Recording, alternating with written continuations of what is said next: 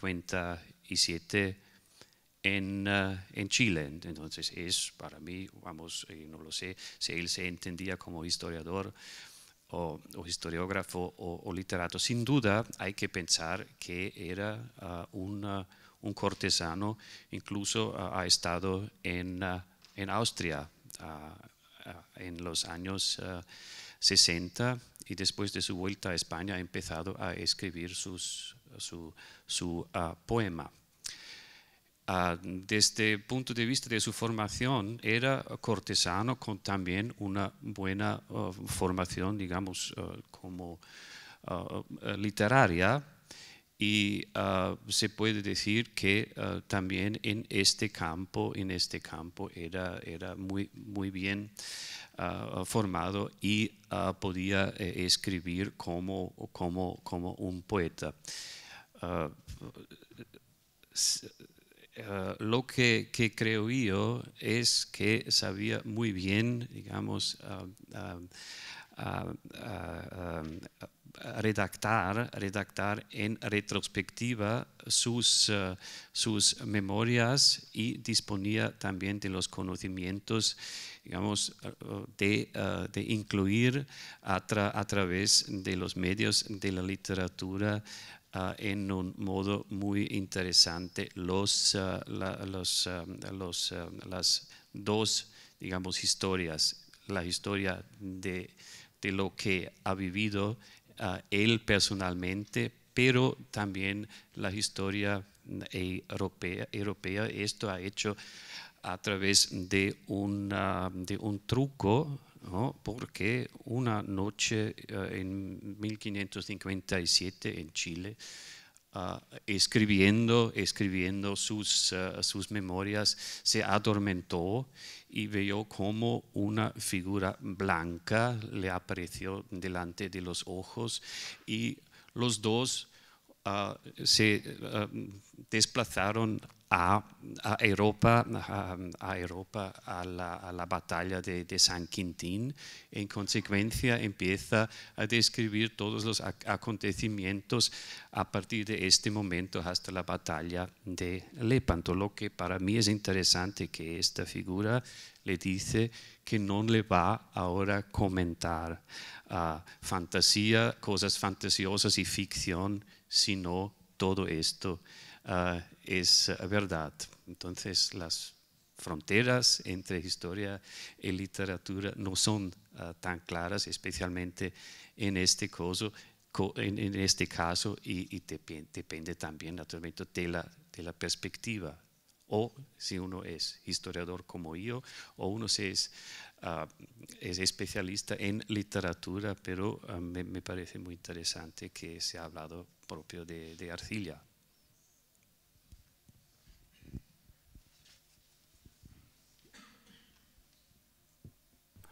Bueno, me puedo limitar a un breve comentario porque obviamente podríamos hacer una mesa redonda solo sobre Ercilla y su camino entre historiografía y literatura, pero tal vez lo interesante es la visión que acaba de mencionar Karl Rudolf, que tiene Ercilla en el poema.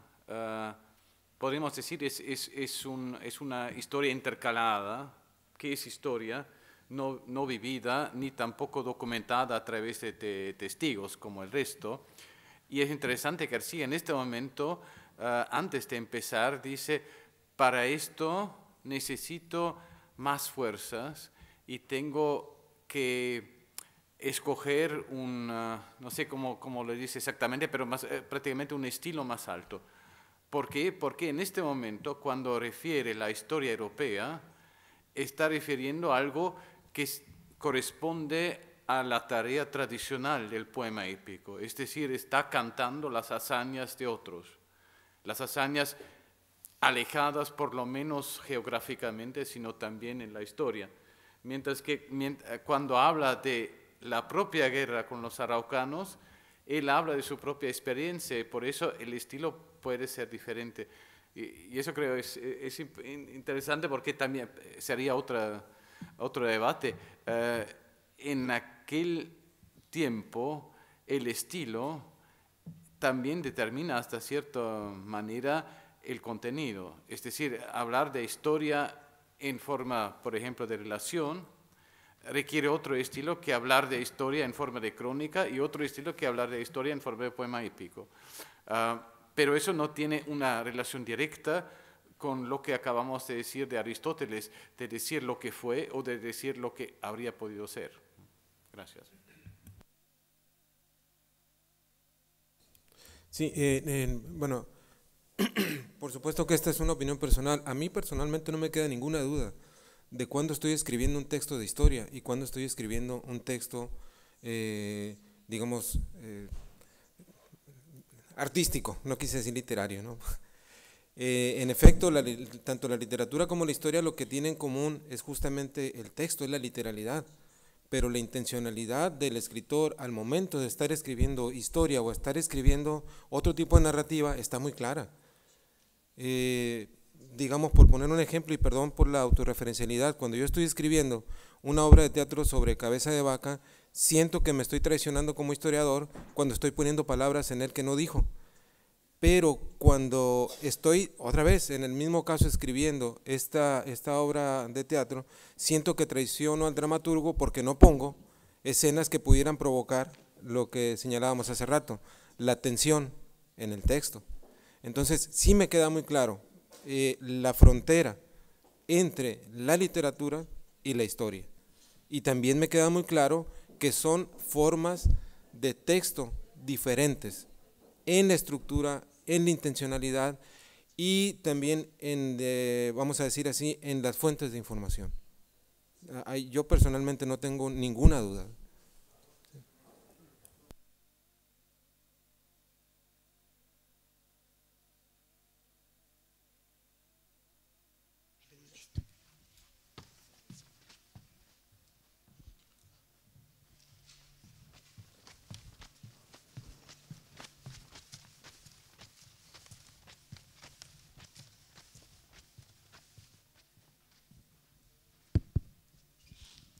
Muy buenos días. Yo soy Daniel González Romero de la Universidad de Guadalajara, México. Saludos, Arturo, me gusta verte después de algún tiempo que no te veía. Bueno, yo no soy historiador, pero quiero lanzarles una pregunta. Ustedes son historiadores y el tema es historia-debate, porque aquí se han cruzado en esta, vamos a decir, polisémica charla entre todos ustedes, todo lo que se ha expuesto aquí. Se me cruza, yo me dedico a los estudios de la ciudad y yo estoy en otro campo, originalmente soy arquitecto, y fíjense lo que digo, originalmente, porque finalmente en el campo académico todos necesitamos de la historia para explicarnos a nosotros mismos y para explicar el contexto de lo que queremos comunicar. Sin embargo, los tiempos presentes, ahora que habla, el doctor Duplat hablaba de Ridley Scott y de la ficción a la que se refería Arturo, estamos entrando en un momento histórico en el que vamos a necesitar, disculpe, entre paréntesis, y recuerdo cuando apareció el DVD que decían que iba a desaparecer el cine, y sin embargo el cine ha regresado con una gran fuerza. ¿Por qué? Porque la fuerza de la imagen está supliendo los contenidos, la síntesis en un tiempo que cada vez va siendo más corto, rápido, y como decía en este texto breve de Jacques Attali, escribió un libro, se atrevió a escribir un libro que se llama Breve Historia del Futuro. Si ahora los historiadores y la historia debe tener otro papel en el campo de la enseñanza, porque finalmente cuando estamos en la academia todos necesitamos de la historia para entrar de alguna manera en un contexto determinado. Y hay un reto que estoy notando, porque lo pasa en mi universidad y en otros lugares, de que cada vez necesitamos más de la imagen para explicar aquello que enseñamos, aquello que comunicamos. Aquí se prohibió, no se prohibió, se evitó por cuestión de tiempo poner un PowerPoint. Y sin embargo, ahora casi todos lo utilizamos, o utilizamos la imagen, o utilizamos los elementos. ¿Y qué papel tendrá la ficción cuando cada vez más los jóvenes, ante escenarios de futuro que son mucho más rápidos y mucho más elusivos para la realidad histórica, no se convierte en ficción lo que estamos haciendo cada momento y cada comunicación? Y lo que pasa por televisión y por cine, y me acuerdo ahora Avatar, por ejemplo, o todo esto que se va requiriendo, Harry Potter, todo esto que tiene éxito hoy, para los jóvenes hacia el futuro, la ficción tiene un papel muy importante, porque la insinuación que hace la historia cada vez es menos aprehensible por ellos, porque dedicarse a examinar los notarios que escribieron aquella parte de la historia que puede ser verídica, y como dice el profesor, sin preguntarnos quién era ese notario, cuál era su contexto, qué intereses defendía, qué proceso ideológico seguía el mismo notario. Es como preguntarnos ahora si Harry Potter no tiene una comunicación extensiva a la forma de entender la historia para la gente.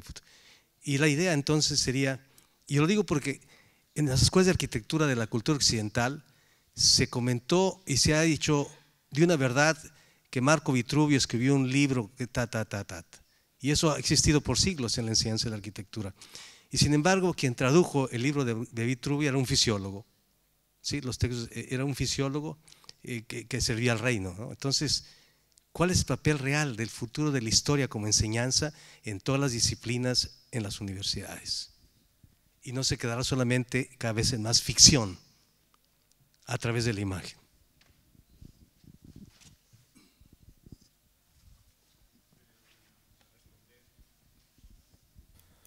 Bueno, como yo vine muy lejos, soy muy atrevido, ¿no? Digo, para aprovechar el tiempo, pues. Y me da mucho gusto verlo, colega de Guadalajara. Es que yo siento que no hay que confundir la imaginación histórica con la ficción. Son entidades diferentes. Igual la imaginación sociológica, pues, ¿no? Eso ya lo han escrito sociólogos e historiadores. Son entidades diferentes, son momentos diferentes. Digamos, el historiador en su práctica científica, académica, también tiene momentos. O sea, tiene el momento de la investigación, tiene el momento de la reflexión y tiene el momento de la escritura del texto como resultado de esa investigación. Y habrá otro momento que sería, digamos, la fase didáctica, propedéutica de la historia, y otra fase que a lo mejor no tiene nada que ver con aspectos académicos, que es la divulgación de la historia. Entonces estamos hablando de momentos muy diferenciados, y en cada uno de estos momentos se tendrá que utilizar estrategias diferentes. No, digamos, para el caso de la divulgación histórica, probablemente utilizar los medios audiovisuales, internet, etcétera, o sea, este tipo de lenguajes que se están utilizando actualmente, sea la forma más adecuada de divulgar la historia. Precisamente porque los jóvenes se están planteando nuevos paradigmas, porque se están planteando o están viviendo nuevas formas o nuevos códigos lingüísticos. Entonces, si nosotros vamos a escribir historia para divulgar a un público específico, después en otras mesas se verá lo de los públicos, a una recepción específica, entonces tenemos que definir muy bien qué lenguaje, no qué lenguaje, sino qué formas vamos a utilizar para poder comunicar aquello que nos ha dado la investigación. Es decir, si yo voy a escribir un texto o una ponencia para académicos, la voy a escribir pensando en los académicos. Pero si voy a escribir un texto para mis estudiantes, digamos, va a tener otra forma. Si voy a escribir un texto de divulgación para pasarlo en colonias o barrios, etcétera, en otro lugar, será diferente, pues, porque la manera de aprender, con H, la historia en cada uno de los casos y la recepción es diferente. Entonces yo sí le veo muchísimo futuro a la divulgación de la historia, porque hay cada vez más elementos para divulgarla. Y en cuanto a la investigación y en cuanto a lo académico, bueno, tendrá que ver con los nuevos paradigmas que se vayan creando. Aquí no hemos hablado, y en otras mesas creo que tampoco se ha hablado, de todas estas, digamos, nuevas formas que se están intentando con la historia cultural. O sea, ahorita, y como dice Burke, ¿no?, ha dado tantos giros la historia, o sea, el giro hermenéutico, el giro lingüístico, el giro historiográfico, el giro cultural, de tal manera que a veces nos atarantamos de tantos giros, ¿no? Digo, eso lo dice Burke en su texto. ¿Y a qué voy a esto? A que la historia también no está acabada. O sea, la historia como disciplina científica, la historia como narratividad tiene muchísimo camino por delante, en la medida en que todavía estemos vivos y todavía tengamos algo que decirnos. Cuando ya no tengamos algo que decirnos, bueno, se va a acabar la historia, ¿no? Digo, a pesar de Fukuyama, pues. ¿Sí?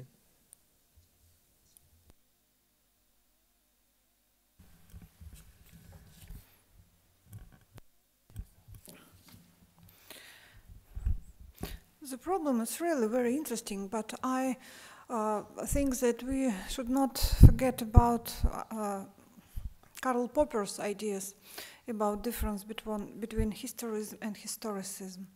I'm not sure that professional historians write more truthful histories than authors of fiction sometimes, especially in times of a big ideological pressure.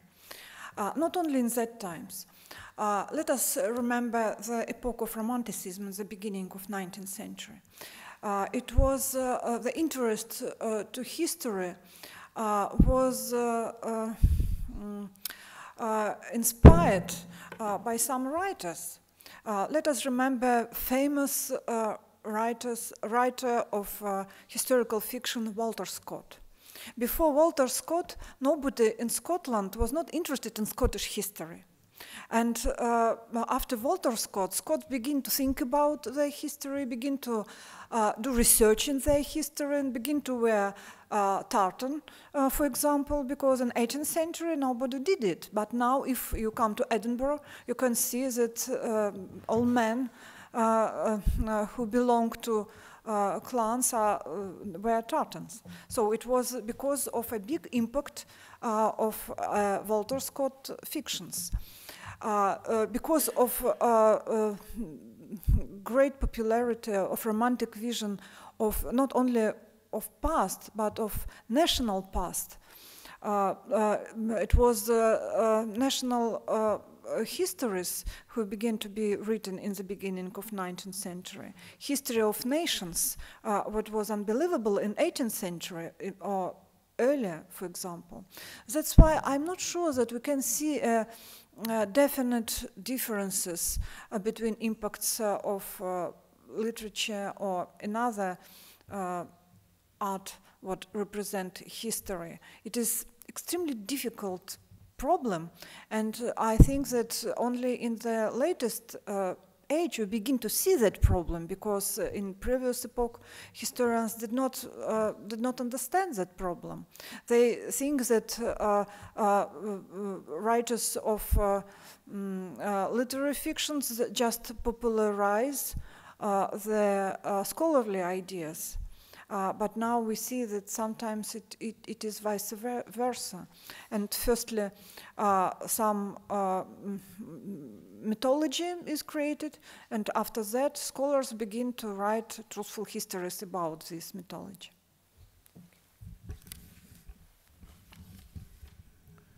Bueno, me permitiré provocar un poco a los historiadores, porque, bueno, yo a diferencia del colega mexicano, bueno, no soy tal vez ni literato ni historiador, sino historiador de la literatura. Y bueno, yo creo que hay dos cosas. Primero, si queremos hacer la diferencia entre el texto histórico del historiador y el texto histórico del literato, creo que no es un buen elemento la idea de la verdad. Aunque venga de Aristóteles, y todos tenemos que dar las gracias a Aristóteles porque es nuestro padre de todos, pero el problema es que yo me pregunto hasta qué punto podemos hablar de verdad en nuestro mundo. Y quiero hacer un ejemplo completamente de otro campo, ¿no? En la física, en el siglo XIX, se creía que se tenía la verdad completa y que había solo algunas pocas cosas que descubrir todavía, pero que prácticamente el sistema de Newton y de Galilei explicaba todo. Y después llegaba Einstein, y después llegaba la física cuantística, y se descubrió que sí, que eso era la verdad, pero solo si no se miraba más allá, ¿no? Y un poco así me parece con la historia, ¿no? Si yo explico a mis estudiantes una época como el Renacimiento o como el Barroco, lo explico obviamente... y eso es siempre lo primero que digo. Lo que os voy a explicar no es la verdad, al contrario, es falso. Pero sirve para entender un poco, para orientarse. Y si miramos, si miramos más exactamente, descubriremos que todo lo que he dicho en general es falso. Pero nos ayuda a descubrir esta falsedad. Entonces, yo creo que también en este sentido, obviamente lo más importante y lo pusiste muy bien, no es tanto el discurso de por sí y la cuestión de la verdad, sino es para quién estamos hablando, en qué circunstancias estamos hablando, como lo dijo también la colega rusa ahora, y darnos cuenta de que esta idea de que Aristóteles, de que unos dicen la verdad y los otros dicen la posibilidad, no existe, que todos estamos hablando de posibilidades que se acercan más o menos a la verdad que no vamos a encontrar nunca, gracias a Dios, porque somos humanos.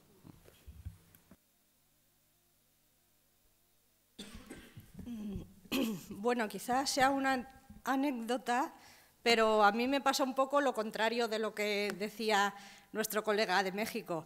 Si yo les quiero poner una película a mis alumnos, por ejemplo, El acorazado Potemkin, pues no se enteran de qué va.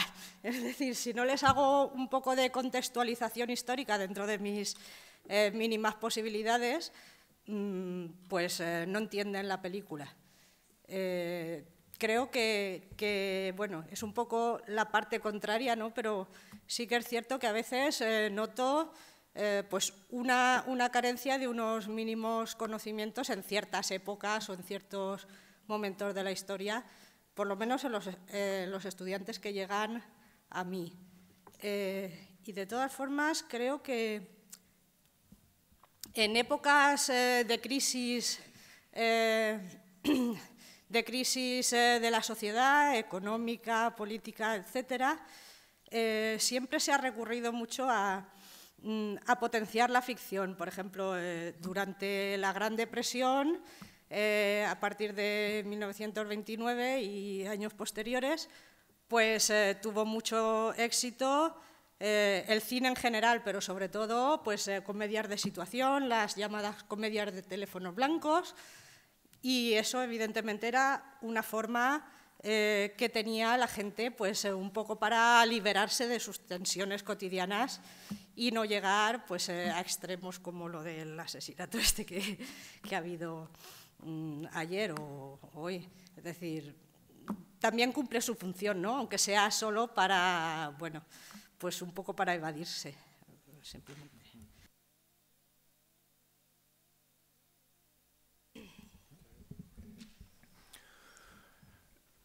Just to respond to a couple of different comments that have been made, I love this idea of discovering the falseness.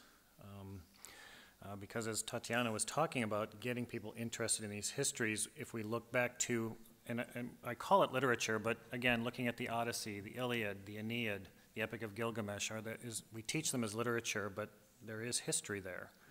And in that, then it led to some of those discoveries, for example, of Troy, of Knossos. And then when Evans went to Knossos and rebuilt part of it, was he reconstructing history? Was he reconstructing a falseness that we now need to reread? And so material culture is incredibly important in my classrooms in particular, in order to teach students how to read that text. And so I tell them, when I say text, I don't just mean the written word. It's also the building, it's the clothing you're wearing.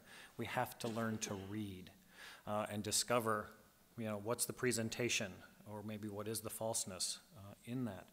And so, you know, within these films that we've been talking about, and again, I'm using medieval films, Lion in Winter, Name of the Rose, Meredith Monk's Book of Days, all of this has created dialogue, right? It's a falseness, but in it there is that history, right? Whether it's a truth, a fact, history, past, whatever word you want to use, it's there. It's teaching the students how to use that material. Even in a building that's been constructed, what's the story being told? Is it is it history? Or is it a representation of what they wanted their history to be?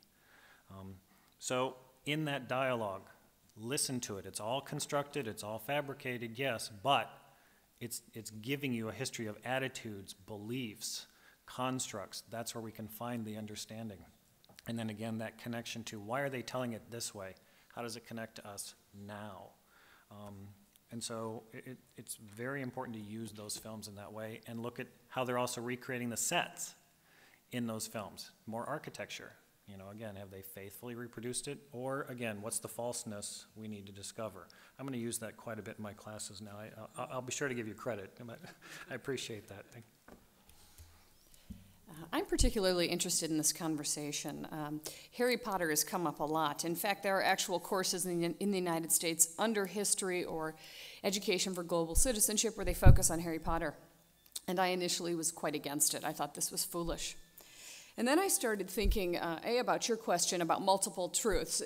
Historians have long dispensed, at least in the American set, we're not pursuing one singular capital T truth. We recognize that truth is temporary. We recognize that there are multiple truths.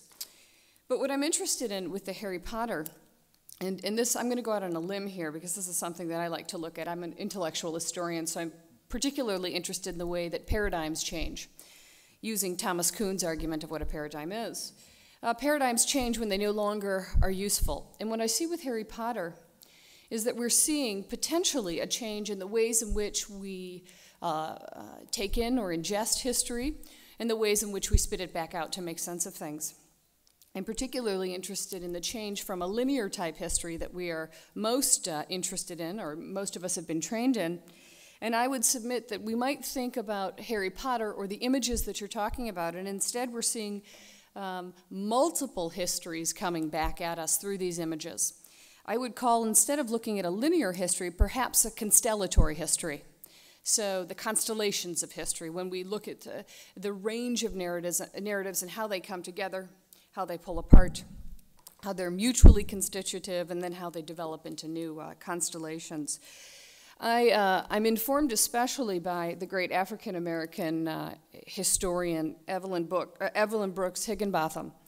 She talked about this, she was using a Cajun form. She talked about this narrative called Gumbo Yaya. And I find this very interesting for us. She sets up this Gumbo Yaya, which is it's this linguistic pattern among Cajuns in New Orleans, for those of you who don't know who Cajuns are. And in fact, everybody speaks at once, and the conversation stops when everybody stops speaking. And people are particularly trained at these tables to listen to lots of narratives, separate, distinct, and then how they inform each other and create new narratives. So I'm wondering, as an intellectual historian, I see something very interesting, very positive, very complex, comprehensive emerging here, and something that we shouldn't, change is difficult, but, and certainly we would think, would Harry Potter inform that change? Well, it clearly is, so some of these strange new changes are coming from the strangest places. Thank you. Sí, yo quisiera también muy rápidamente, por lo menos matizar o plantear mi disconformidad con lo que comentaba Michael y que de alguna manera también ha comentado Michael Martin. A propósito de esa dicotomía verdad-falso, no hay verdad, pero yo creo que el que algo no sea o que sea difícil o imposible buscar la verdad no implica que aquello que digamos sea falso. Y respecto a la historia, yo creo que es una dicotomía excesiva. Es verdad que en lugar de verdad, mejor quizá hablar de verdades, de interpretaciones, de representaciones, pero yo no sé si a mis alumnos les diría, bueno, lo que digo en realidad también es falso. No, creo que no. Es decir, hay una distinción y la historia yo creo que marca esa distinción. Hay una conciencia de las interpretaciones y en ese sentido la idealización del siglo XIX y el mito de la objetividad está caído, pero yo creo que sí que hay todavía una frontera que marcar entre la ficción y el rigor de la investigación histórica. Una colega nicólogo, una colega helenista, publicó en 1980 un artículo muy interesante en relación con todas estas discusiones sobre el texto. El título era muy expresivo, decía «Tucídides no es nuestro colega». Ella era historiadora. ¿Por qué? Bueno, a propósito de la conciencia de que Tucídides efectivamente no nos cuenta la guerra del Peloponeso tal como sucedió, sino su versión de la guerra del Peloponeso. Es importante ser consciente de ello, ¿no? Pero, en cualquier caso, podemos seguir utilizando a Tucídides desde el punto de vista de una fuente de información, en todo caso, en un doble plano. Es una fuente de información sobre finales del siglo V y las guerras del Peloponeso, y él mismo y su documento es una fuente de información de lo que piensa un intelectual de finales del siglo V, participante en ese conflicto sobre el tema. En cualquier caso, y volviendo a la pregunta, yo sería bastante pesimista sobre el futuro de la historia académica en general, es decir, que implica un un tipo de conocimiento, una metodología, un tempo que creo que van bastante en contra de las tendencias dominantes hoy. Entonces, no es que seamos, que igual por aquello de la biodiversidad pues se nos protege en cierta medida, pero tampoco sé si somos una especie en extinción, pero desde luego en crisis sí. Había...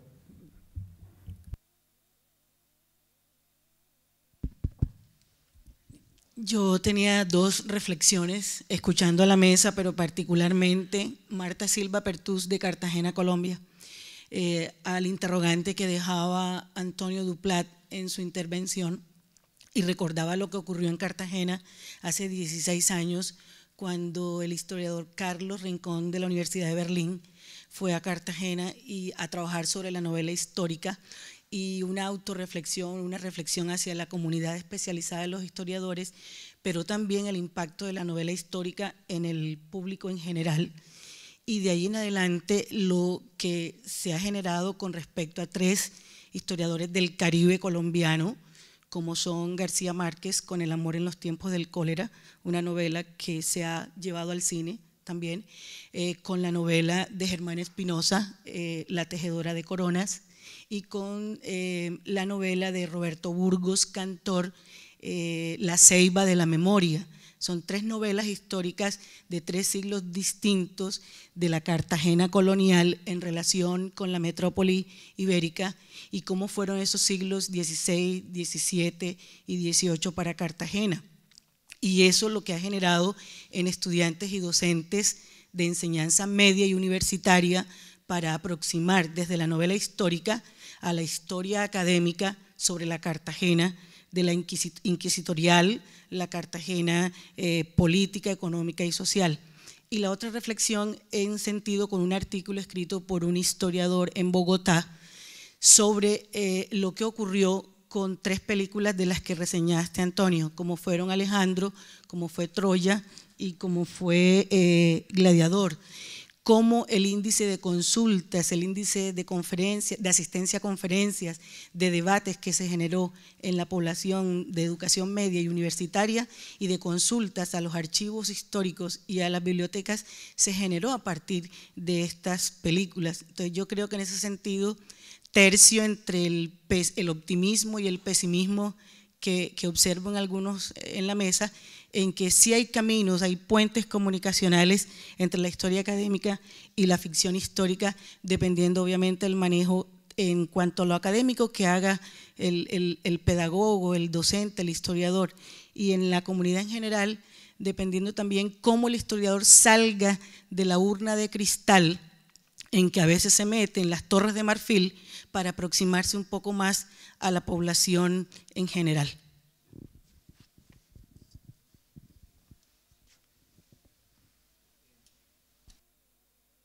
Un poco retomando lo de lo anterior y tomando esto de acá. Lo que pasa es que, bueno, la ficción no es, vamos, en la ficción no estamos hablando de cuestiones verdaderas, ¿no? Es probable que hablemos de cuestiones verosímiles. O sea, ¿por qué Batman es Batman?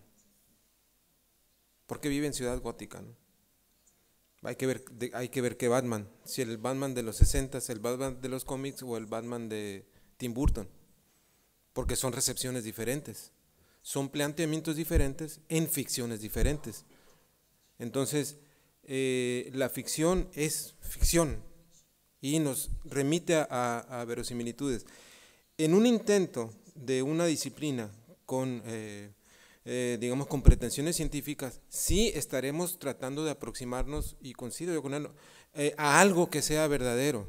Y entonces, bueno, por eso nosotros hablamos del método o los métodos que nos van a conducir al menos a una verdad parcial, o sea, una verdad temporal, hasta nuevo aviso, y creo que de eso todos estamos de acuerdo. Y obviamente sí hay verdades relativas, pero relativas siempre a algo, no relativas, digamos, parece una paradoja lo que pudiera decir, no relativas al absoluto, sino son relativas en relación a otras argumentaciones. Ahora también dentro de las argumentaciones no necesariamente nos van a llevar a la verdad. Digamos, en el caso de la retórica, lo que importa es en la forma de la comunicación, en el contexto de la comunicación, y en realidad no se está buscando la verdad, sino el convencimiento. Y es a partir del convencimiento cómo, bueno, se va a establecer la interlocución. A mí me fascina la ficción, me gusta muchísimo la ficción, porque me permite soñar, y no lo digo de manera ramplona, ¿no? Me permite soñar porque me permite crear y me lleva a la imaginación, y entonces a partir de ahí me puedo imaginar, por ejemplo, yo al apóstol Santiago pasando por aquí, no sé cuándo, ¿no? Pero pasando por ahí, y resulta que ahí hay una iglesia donde hay una cosa para echar dinero, donde dice que hay que echar dinero ahí porque por ahí pasó y posó sus pies, ¿no? Dices, bueno, pues por aquí vamos a darle una lanita para ver si me hace el favorcito, ¿no? ¿Sí me explico? O sea, todos ese tipo de ideas, de imaginarios, de ficciones, siempre nos están dando realidades que son nuestras, porque esa ficción me hace venir a Santiago, dentro de otras cosas, de veras, o sea, una de las motivaciones fue esa, y esa es una realidad. Yo creo que algunos de los de aquí nosotros vivimos este tipo de ficciones que hacemos realidades que para nosotros lo son. O sea, este asunto de la verdad, verosimilitud, es un asunto larguísimo que tiene mucha discusión, pero yo siento que los historiadores tenemos que divertirnos mucho con las historias que contamos, pues, sean o no ciertas, que otros se encarguen de verificarlas. Sí, es chamba de ellos, ¿no? O sea, sí. Bueno, quería también seguir con esta línea de divertirnos y quería sobre todo agradecerte por haber mencionado al colega y amigo Carlos Rincón, que, bueno, como yo no es tan historiador como historiador de la literatura. Y eso me permite citar, solo porque acabaste de citar a García Márquez, la posibilidad que hay entre los dos discursos de que la literatura corrija la historia, la historiografía.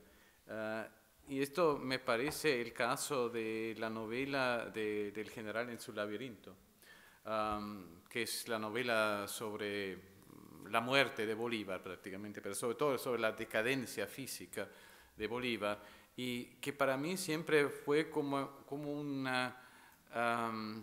un sobreescribir sobre la imagen de Bolívar que tenemos en cada pueblo de Latinoamérica, donde en la Plaza de Armas hay la estatua de Bolívar, potente, fuerte, grande, el libertador en el caballo, y García Márquez sobreescribe esta imagen con el Bolívar que tiene diarrea permanente, que es un hombrecito casi incapaz de moverse y que se está muriendo poco a poco. Y así hay esta interferencia con la historiografía oficial, incluso en las imágenes, que también puede ser a veces una función importante que tenga la literatura histórica, creo.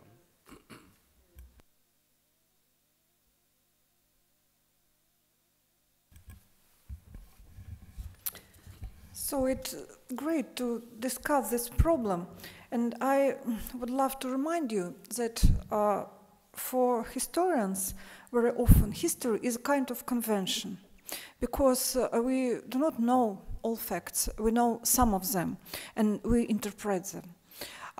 It's a very interesting story. There are many novels about Borodino victory in Russian literature, and there is many novels about victory of Napoleon in Borodino, what is a small place near Moscow, about victory of Napoleon. So the truth depends on position of historians. In the gravestone of Napoleon, it is written his fourth, the greatest victory, and Borodino is included. In the gravestone of Kutuzov, we may also write his greatest victory, and Borodino also will be included. All historians know how difficult sometimes to understand who win and who lost during in war, because how to count it? Territory is a criteria, or losing of people is criteria, or political results is a criteria. Sometimes we do not know, but from some point we begin to write, to sign kind of agreement that Borodino was a victory of Russian people, or Borodino was a victory of French troops. In this case, it is not decided yet, in spite that it was 200 years ago. Sometimes fictions depends on this convention, and remembering Aristotle again, we can see that this is second level substances. So what is more fictional, real history or fictions about that history? Thank you.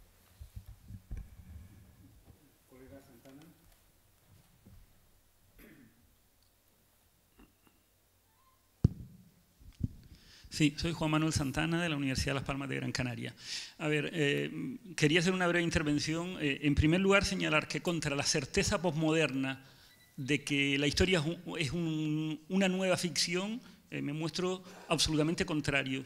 La historia en sí no debe ser una ficción, o no la considero una ficción, a pesar de que es obvio de las incertezas, de esas supuestas verdades científicas del siglo XIX, siempre podríamos decir con Galileo, Epur si mueve, ¿no? A pesar de todo, la Tierra se mueve.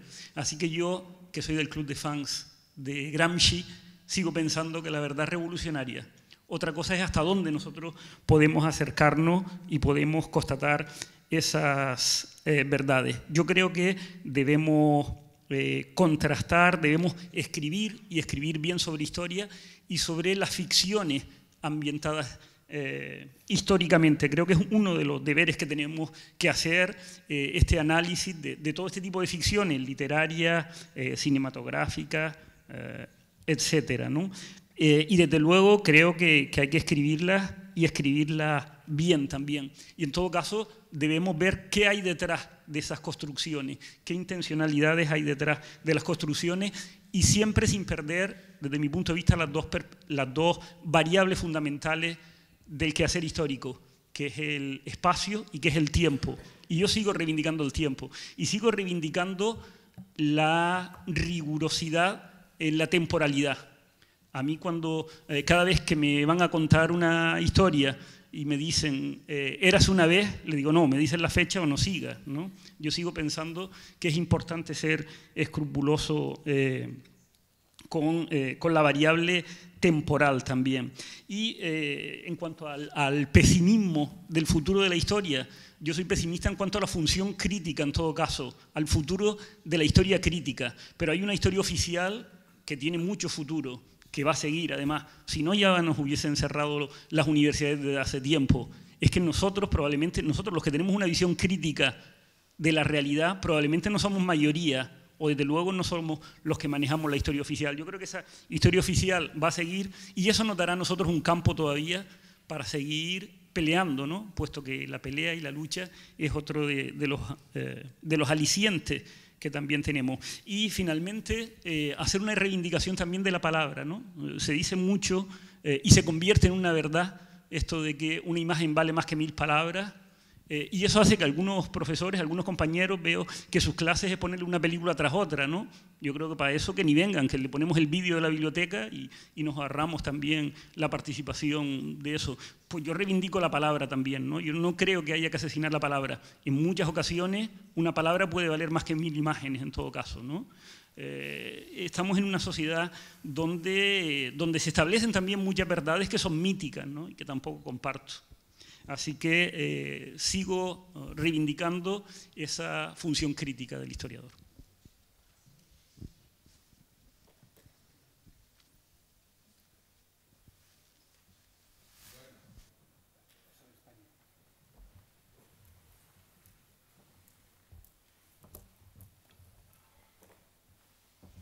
Sí. Bueno, si puedo hablar otra vez, pues agradezco. Sobre la relación nuestra con la verdad. En las clases yo nunca he dicho a mis alumnos, yo les estoy contando la verdad. Les digo, este es el estado del arte. Y lo que hay es que sobrepasar este estado de arte con una postura crítica en relación a lo que estoy diciendo. Os invito a que vean muchas películas, sobre todo, pero no todas, sobre todo aquellas que no añadan senso común a senso común. Por ejemplo, muy útil Tolkien, muy útil Harry Potter, muy útil, qué sé, Dies Irae de Carlos Dreyer, o El séptimo sello de Bergman, o Rossellini, o algunas incluso de Charlie Chaplin. Pero la mayor parte de lo que aparece en nuestras casas todos los días no es esto. Es el senso común reduplicado en películas. Por ejemplo, hablamos de Escocia, Braveheart. Braveheart es el senso común, bueno, cogido de Walter Scott y todavía multiplicado por el impacto de las imágenes. O entonces, América, la serie que pasa ahora en Canal Historia sobre la historia de Estados Unidos. Es lo que el senso común nos dice sobre la historia de los Estados Unidos. No añade nada, viene Colin Powell, bueno, y dice, y unos periodistas y tal, pero de historiadores poco se ve. Entonces, el optimismo y el pesimismo está en que la mayoría inmensa del impacto de los media sirve para añadir más senso común al senso común. Y lo que podría promocionar la crítica, la investigación, la progresión hacia el templo utópico de la verdad, era justamente el contrario. Era imaginarios locos, cosas que no hagan pensar, o entonces narrativas subalternas que nunca se oye. ¿Cuándo pasa aquí en España una película de Irán? Así, en prime time. ¿Cuándo pasa una película de Irán, de Marruecos, de India, de Latinoamérica? ¿Cuándo pasa? De China, por ejemplo. ¿Cuándo pasa? Nunca. 20 años. Nunca. Es decir, todo, incluso lo que se ha dicho, bueno, tal, porque hay una película donde, lo has dicho tú, perdona, o quizás donde aparece Marco Antonio haciendo un discurso y tal, muy elocuente. Pero, hombre, atención, esta es nuestra elocuencia, la del receptor, según la teoría de la recepción de Jausse y Isere. Es la elocuencia del receptor. Quizás Marco Antonio ha sido muy elocuente, pero no haciendo estos silencios, haciendo otras cosas, cantando, no sé. No sabemos, es que Marco Antonio no es nuestro hermano como Tucídides. Y entonces su elocuencia era otra cosa. Lo que nos han dado es el senso común de la elocuencia, es añadir senso común a senso común. Y esto es lo que me parece bastante peligroso.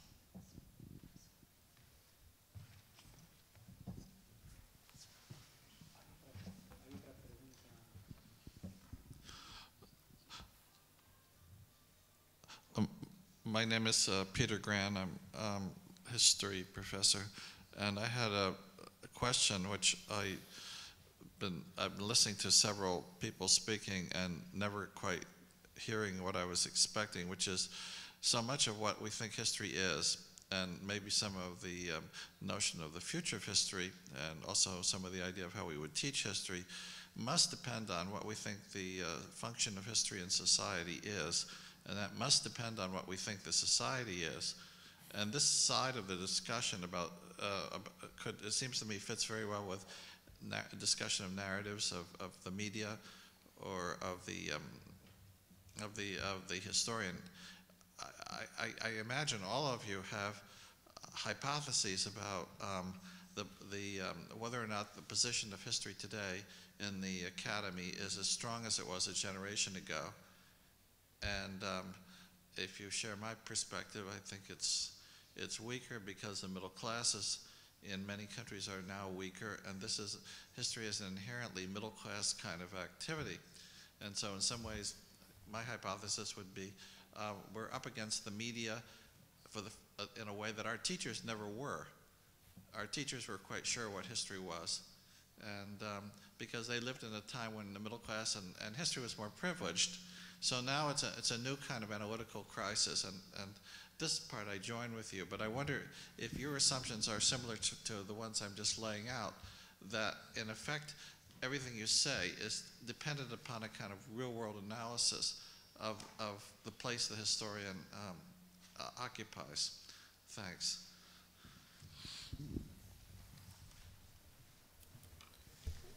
Bien, es cierto que no se ha tratado el asunto bueno, de alguna manera se ha tratado el asunto de cuál es la función, digamos la función de la historia y la función del historiador.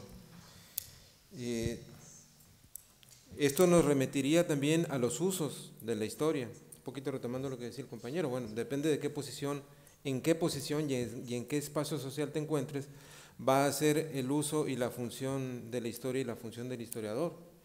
Yo creo que eso lo sabemos todos quienes hacemos esto, ¿no?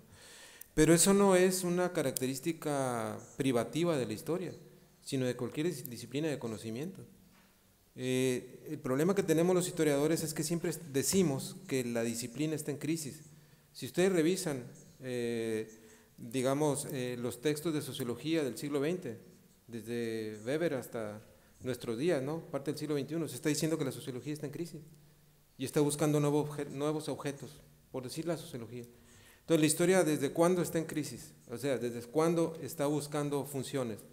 Después del positivismo, cuando ya se dijo que las cosas no eran como decía Ranke, cuando se comenzó a pensar que estaba en crisis la disciplina. O sea, con la Escuela de los Anales, ayer estábamos viendo una revisión historiográfica muy interesante, ¿no? La historia cultural lo que hace, o la historiografía crítica lo que hace es justamente poner en tela de, digamos, traer a la mesa del debate cuál es la función del historiador y cuál es la función de la disciplina. Pero si nosotros la observamos, esto de ninguna manera significa que yo personalmente quiera cerrar la discusión, decir hasta aquí llegamos, no, sino que hay una función en la historia como la tiene toda disciplina de conocimiento. Iba a decir ahorita, nosotros cuando hablamos de matemáticas hablamos de una sola ciencia, ¿no? Cuando hablamos de historias decimos historias, le metemos un plural por ahí, dependiendo pues del lugar donde estemos ubicados. Nunca decimos físicas, nunca decimos biologías, nunca decimos arquitecturas, etcétera, ¿no? Como disciplinas. Entonces, ¿por qué sí lo decimos de la historia? Porque nosotros constantemente estamos criticando el quehacer historiográfico, desde las diferentes posiciones en las que nos ubiquemos, sea izquierda, centro, derecha, sea desde una perspectiva académica o de una perspectiva meramente que tenga que ver con la recepción. Entonces, la función de la historia no es una función acabada, pues yo no lo vería así, ni la función del historiador es una función acabada, sino que siempre se está construyendo. Y entonces en esta construcción es justamente como puede permitirnos ver nuevos horizontes. De hecho, Historia de Debate es eso. En el manifiesto Historia de Debate lo que estamos diciendo, bueno, queremos ver la historia de diferentes puntos de vista, no desde un solo punto de vista. Entonces, hay función y hay funciones de la historia, digamos, al menos yo así lo percibo, ¿sí?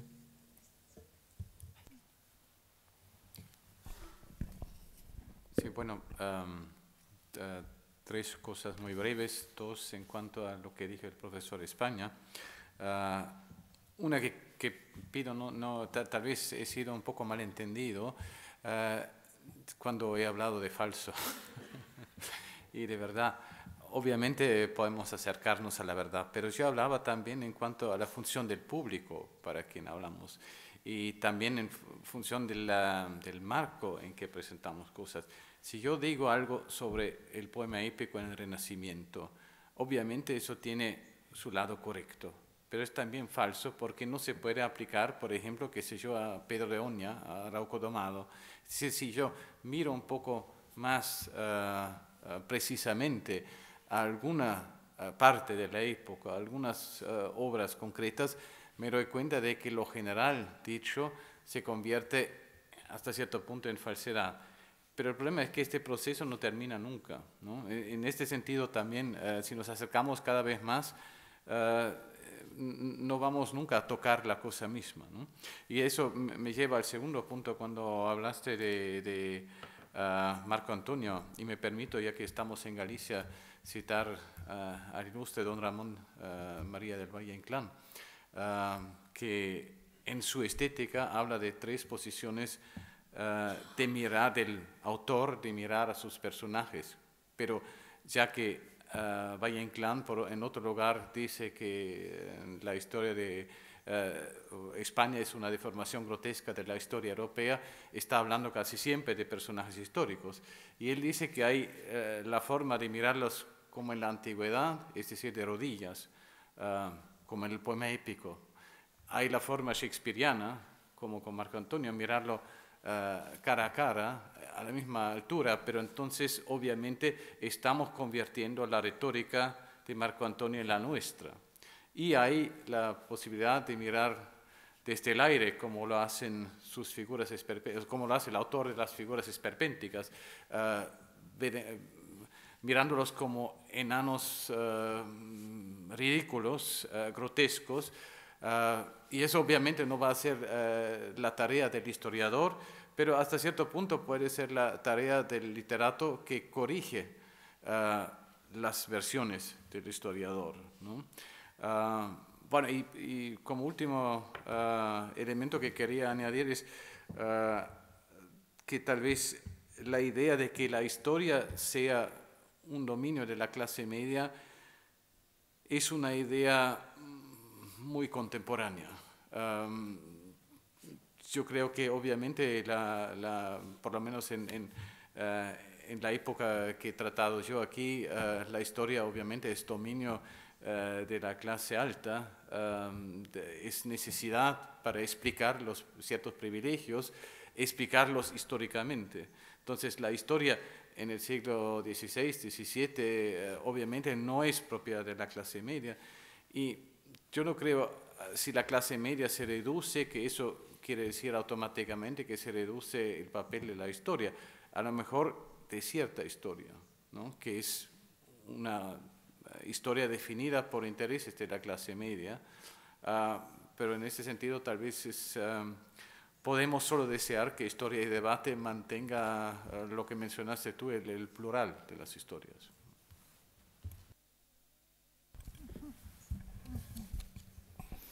I would love to say something, some words about very important problems, the role of historian in the society. And I am sure that historians depends on the society in many ways, very deeply. First of all, of course, it's ideological dependence. It may be even very strict, like in Russia, where a historian should have an official position to enter to archives. So it was not possible in 18th century, it was not possible in 19th century, it was not possible in Soviet time to write real story, because it is not possible to write history without